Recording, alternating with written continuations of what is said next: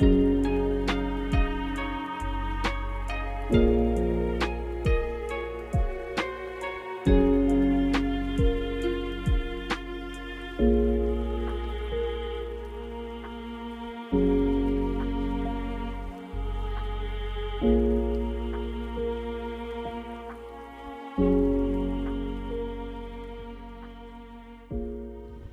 guys, welcome back to another video. Now, don't think I've been neglecting the channel. I have been out, but the fishing has not been the target species. The fishing's been a bit quiet. I have caught, don't get me wrong, but just nothing that I thought was worthy of you guys watching or wanting to watch. Now, me and Ellis are out there, a mark that's been on this channel many times. A lot of you guys will probably recognise it from the ground that I'm even sitting on, or possibly the view in the background. But today we're at Mostyn and we're fishing for some rays. Now, I'm going all out for rays today, both rods. I've got my Abu Garcia Conelon, I think it is, and my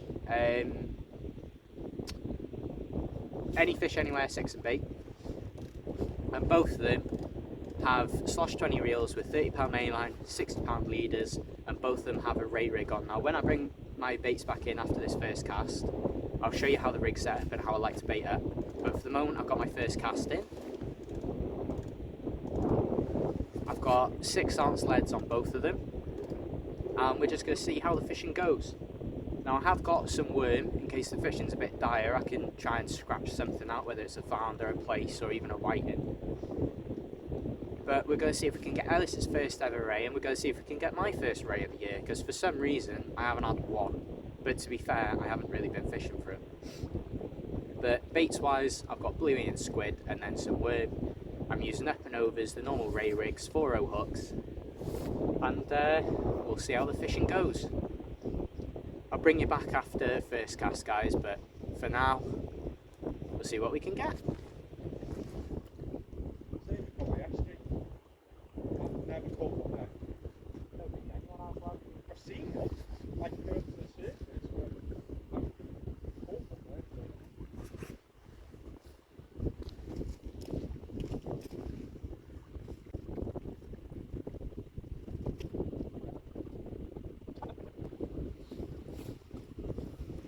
Don't hook it on the first thing though. Yeah. It's just worth leaving it, yeah. Oh, okay. So guys, first cast has just come in now, and you can see the rig that I'm using.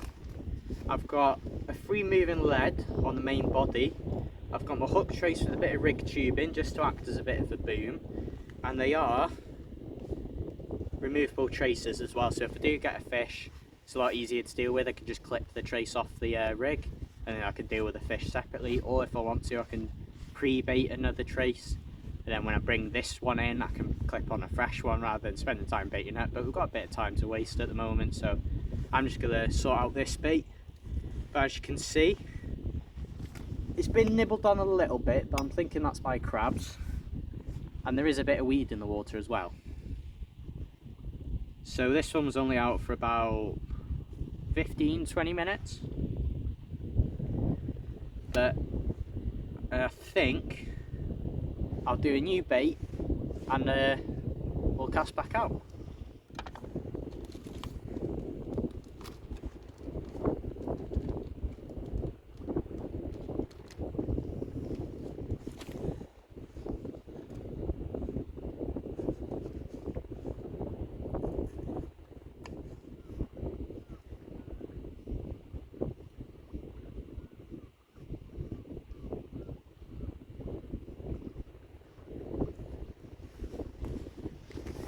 So there we are, guys.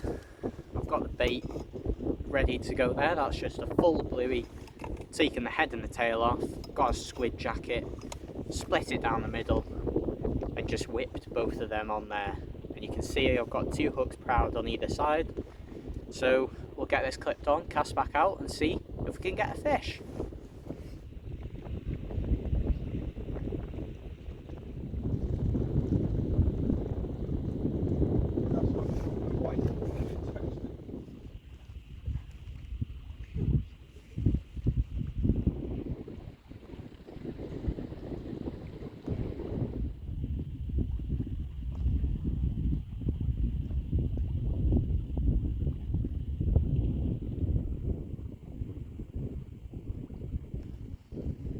Right guys, first fish of the session lands to Ellis, and it's quite a nice size whiting for here, to be fair.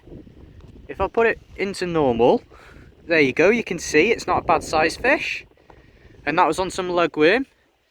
Good shout, Ellis, well done mate. There we are guys, mission successful. That was second cast I think, and a lovely little female ray. Now you can tell she's female because just here underneath, if it was a male, it would have two long little fins, and they're called claspers, and that would be the two veg of the fish variety. So you can just see, I'll come a bit closer for you. You can see I've just caught it in the pennel hook there, and that's why I like to fish up pennel hooks when I'm fishing for the rays. But you can see their teeth there as well. They're not really real teeth, they're more sort of crushing pads. But first ray of the year.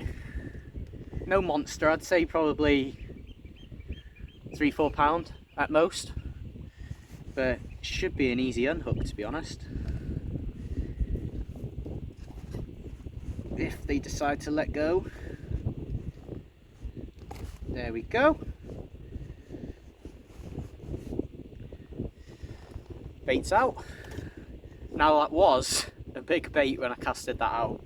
So it just shows you've got to cast out big baits, because by the time the fish find them, they're basically nothing. But there we are. You can notice as well, on the edge of their fins here, they've gone very red, and that's a sign to show they're very distressed. So we'll get a nice photo and we'll get this lady sent back. Hopefully we can get some more.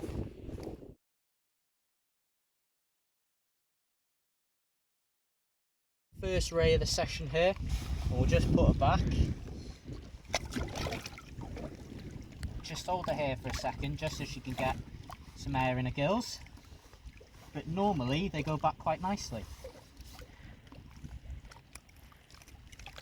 Nice one, cheers guys. So guys, it's gone a bit quiet now after my little ray, but we're just cycling baits out at the moment. So I thought, while it's quiet, I'll show you how I like to bait up my bluey and squid baits. Now, it's super simple. I've got a 5-pack of bluey, but these are the smaller blueys. Normally the bigger ones you get them in packs of 3. So these smaller ones I like to do as holes. So we'll take out one of these.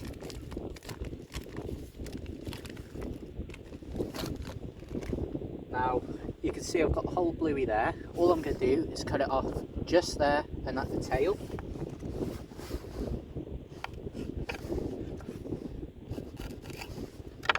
So you get something like that. And then I choose a couple of these squid jackets. Now you can put it on just like that, but I like to do it where I split the jacket in half and I wrap it round the bluey, just because I think it adds a little bit more protection from the crabs.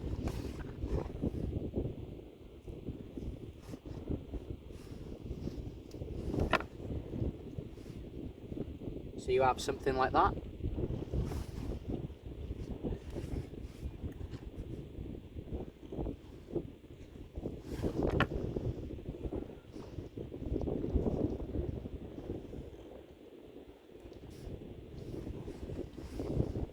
So with your bluey, you'll lay the squid onto one section of it, something like that.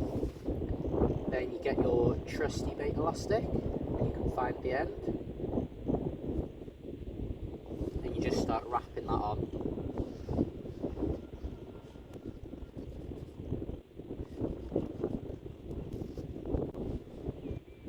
And once you've got one jacket wrapped on, you get your other one, lay it across, and then you start to wrap that one on.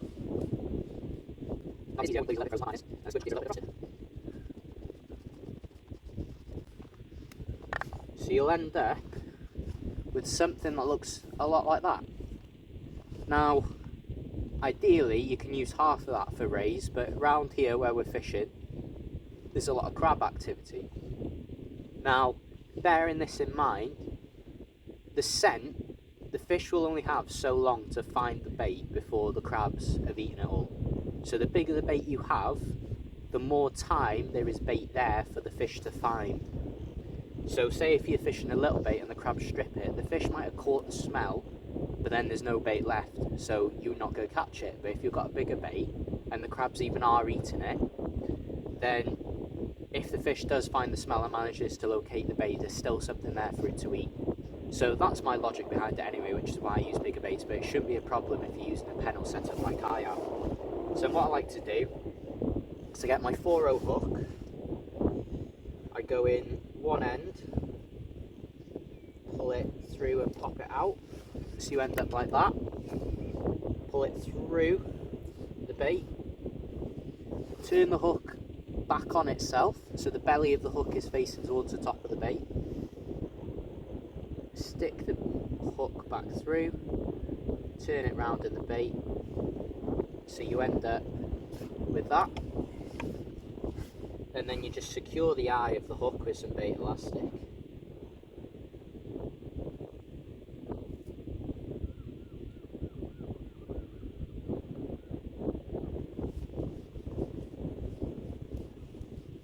Just to make sure that hook isn't going to turn over on itself.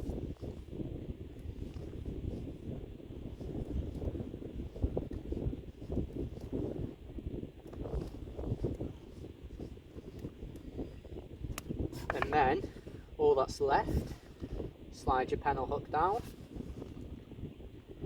give it a few wraps in the line and hook it through into the bait and pull the slack. So you end up with a bait that looks like that. You can see the top hook, top pennel there, bottom hook in the bottom, and that's a perfect little bait for the rays. So we'll get this clipped on, we'll get it cast out, and hopefully we can get another ray before the end of the session. We've got an hour and 45, an hour and a half till low tide.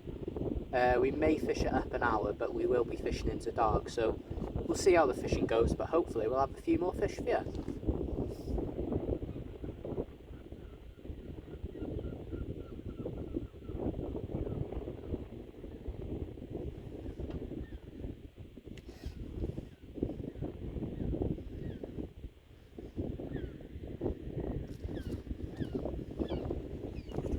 Yeah, mate.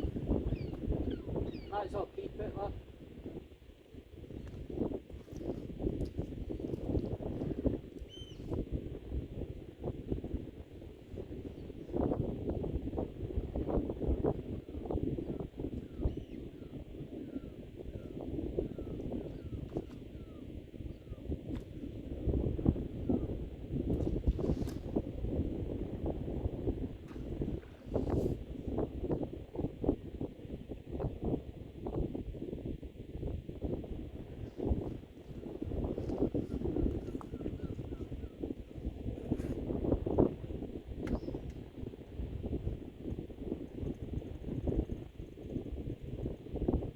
So guys, Ellis has caught the first fish in a few hours.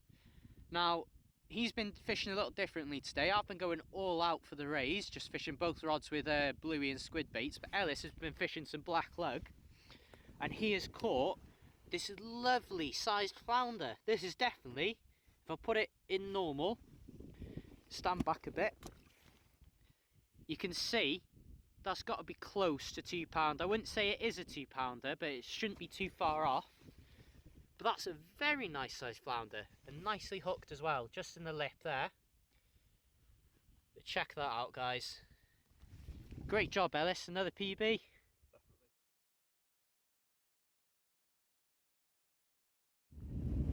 So guys, a little update. As you can see, it's now dark, but we have had a few bites. Ellis had that lovely flounder, as you've seen, but we haven't had many bites. I haven't had many bites. I did have a little knock, which I'm pretty sure was just a whiting attacking it, but the whiting have moved in now. Typical winter night fishing. but I've still stuck to my ray baits. I'm on my last cast now. I'll only fish it till this last cast's done, and then I'm happy with the session. I've had my ray for the year. I would have liked more, and I would have liked Ellis to get his own, but he's had PB whiting, a PB flounder, and he's had his first session at Mostyn, so I think we'll come back next year.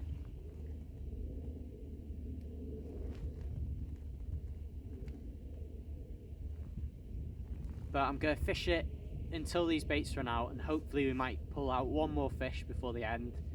But if not, we'll be back in the car for the outro. So cheers guys. So guys, we're back at the car. I don't know if you can hear it running, but they're having the heating on. But we're back at the car. It's not been too bad of a session. I did manage to get my ray, so I'm happy with that. Ellis ended up with a nice PB flounder and a PB whiting.